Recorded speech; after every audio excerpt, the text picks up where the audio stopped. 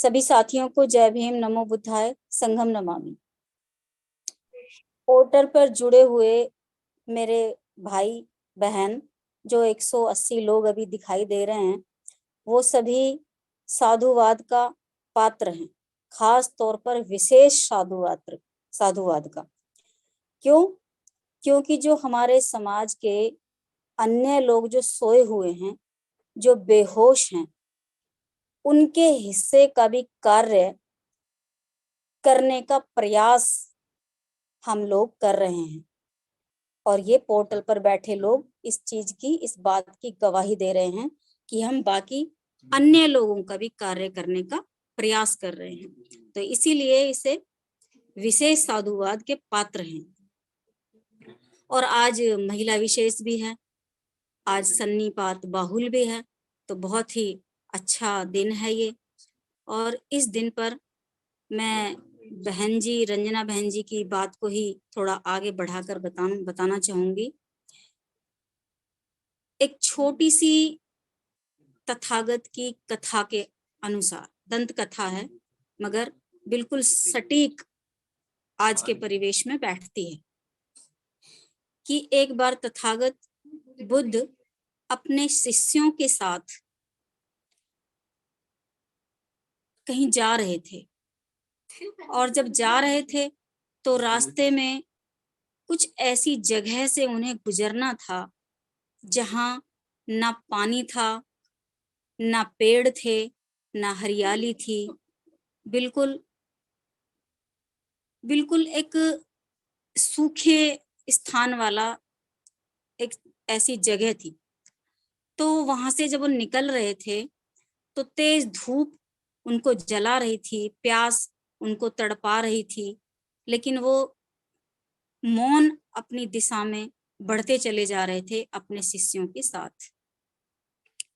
शिष्य चलते चलते अचानक इधर उधर देखने लगे कि कहीं कोई पेड़ की छांव हो तो हम बैठें और थोड़ा सांस लें, सस्ताएं और आराम करें। लेकिन पेड़ों की छांव दूर दूर तक नजर नहीं आ रही थी।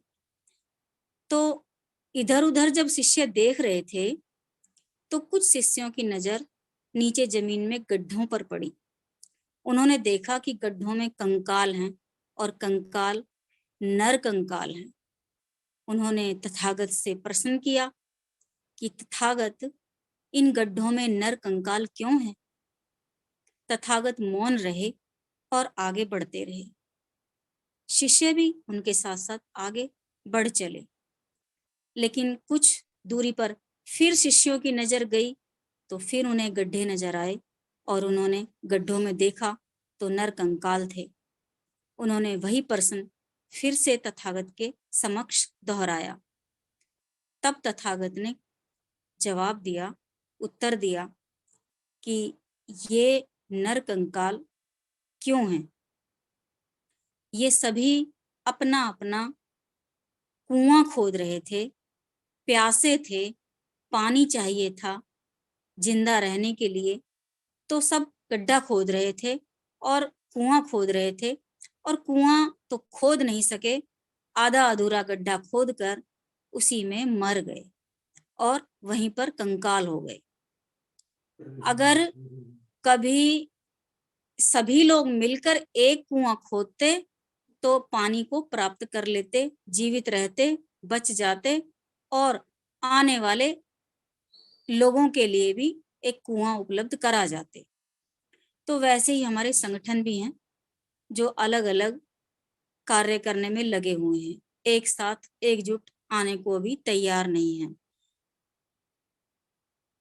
तो ये बिल्कुल वही बात थी जो रंजना बहन जी ने बताई कि हमारे लोग एक साथ आने को तैयार नहीं हैं, इस बात को समझ नहीं रहे हैं। बाबा साहब ने हमें जो रास्ता दिया, जो बौद्ध धर्म का रास्ता दिया, जो समता समानता का रास्ता था, उसको उन्होंने अपनाया ही नहीं, जाना ही नहीं। इस बात को अच्छी तरह से बहन जी ने हमें समझा दिया। तो मैं यहाँ अभी माँ के बारे में बताना चाहूंगी, क्योंकि हमारी महिलाओं की ये मीटिंग है। तो माँ मतलब महिला। माँ अपने बच्चों की के लिए कितनी उदार होती है, ये हमने पढ़ा है, जाना है।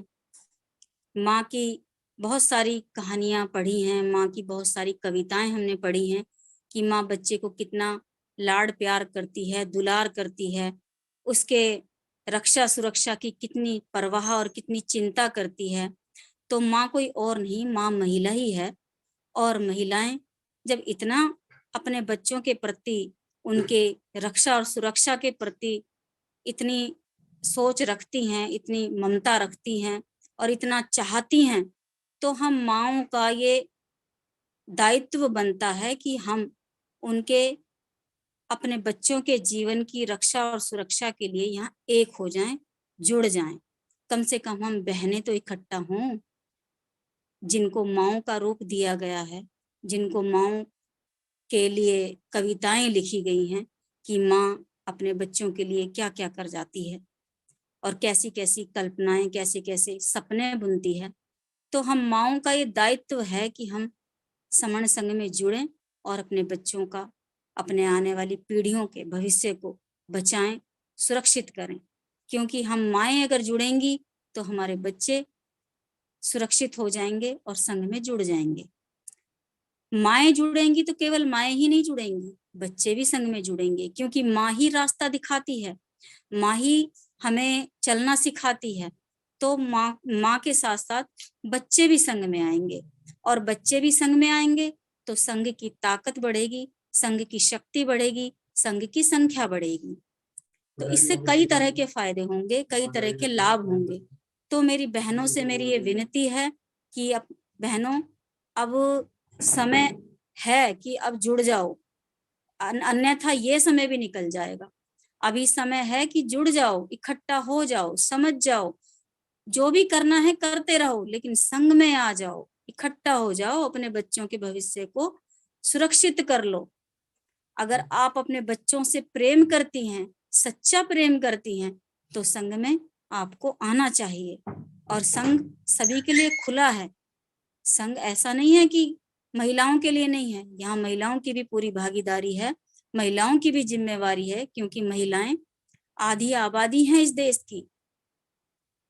महिलाओं को जो हर तरह के योगदान और हर तरह के सम्मान और हर तरह की रक्षा सुरक्षा अधिकार दिए, वो सबसे पहले भारत में तथागत गौतम बुद्ध ने दिए। उसके बाद हमारे महापुरुष, हमारे महान मानव महात्मा ज्योतिराव फूले जी ने दिए। अपनी पत्नी को शिक्षित कर बालिकाओं के लिए स्कूल के दरवाजे खोले और उसके बाद सारी कमियों को पूरा बाबा साहब ने कर डाला।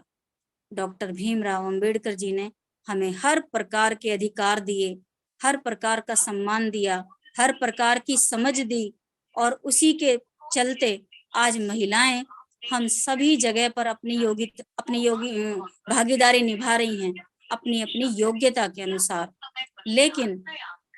लेकिन हम अपने संघ में अपनी भागीदारी और अपना योगदान क्यों नहीं दे पा रही हैं?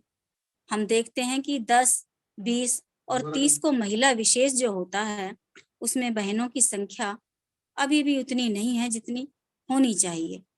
तो इतने सारे अधिकार, इतने सारे हमें हमारे महापुरुषों ने जो दिए, वो हम उन्हें आज तक हमने अपने महापुरुषों से केवल लिया ही है, उनका सहयोग लिया, उनसे अधिकार लिए, मगर हमने अपने योगदान उस हिसाब से नहीं दिए। जो सामाजिक कार्यक्रमों में और समाज जागरूकता में और सामाजिक मूवमेंट में जो महापुरुषों के मूवमेंट रहे हैं, उनमें जो हमें योगदान देना चाहिए था, हमने लिया तो बहुत कुछ है अपने महापुरुषों से, मगर महापुरुषों के कार्यक्रमों को आगे चलाने के लिए, उनके मूवमेंट को आगे बढ़ाने के लिए हमारी भागीदारी, हमारा योगदान उतना नहीं रहा।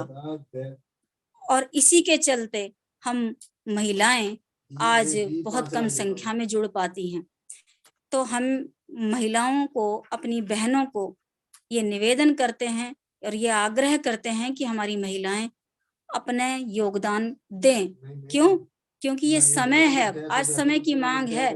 महिलाओं ने जितना कुछ पाया है इस भारत देश में अपने महापुरुषों से, वो आज समय है लौटाने का, आज समय है उस अधिकारों को समझकर देने का। उन अधिकारों को जो पाया है तो हमें उनको आज अपने महापुरुषों को लौटाने का समय है और अपने बच्चों को सुरक्षित करने का भी ये समय है। अन्यथा पछतावे के सिवा हमारे पास कुछ नहीं रहेगा। तो मैं अपनी बहनों को यहाँ ज्यादा बोल रही हूँ और कह रही हूँ और निवेदन कर रही हूँ कि बहनों, पुरुष अगर ना भी आए तो कोई बात नहीं, लेकिन आप यहाँ अवश्य आए, अवश्य जुड़ें, क्योंकि हम माएँ हैं और माएँ अपने बच्चों की रक्षा और सुरक्षा के प्रति ज्यादा जागरूक रहती हैं, ज्यादा चिंतित रहती हैं। तो अपने बच्चों के लिए आए, अपने लिए आए, अपने बच्चों को भी लाएं और अपने बच्चों का भविष्य सुरक्षित करें। और पुरुष ना भी आए तो कोई बात नहीं, लेकिन महिलाएं अवश्य आए। और इसके साथ साथ मैं अपने युवा पीढ़ी को भी एक संदेश देना चाहूंगी कि हमारी युवा पीढ़ी जो अपने भविष्य को बनाने में जुटी हुई है, पढ़ने लिखने में, कोई कोर्स करने में या किसी भी तरह के कार्यक्रम को करने में लगी हुई हैं, जिससे उनका भविष्य अच्छा उज्जवल बन सके। तो मैं युवाओं को ये कहना चाहूंगी कि आपका भविष्य उज्जवल तब होगा जब संविधान रहेगा। अगर संविधान ही नहीं रहेगा तो हमारा भविष्य समाप्त हो जाएगा, हमारा सब कुछ लुट जाएगा, हमारा सब कुछ समाप्त हो जाएगा। इसलिए मेरी बहनों, ये समझ जाओ, ये जुड़ जाओ, आ जाओ और अपने बच्चों को, अपने युवाओं को ये संदेश दो कि पहले हमें संघ में जुड़ना है, शक्ति बनाना है। इसीलिए अपने युवा बच्चों को इसकी बहुत आवश्यकता है और साथ में महिलाओं की भी आवश्यकता है। आप सभी ने मुझे मौका दिया। जय भीम, नमो बुद्धाय, जय संविधान।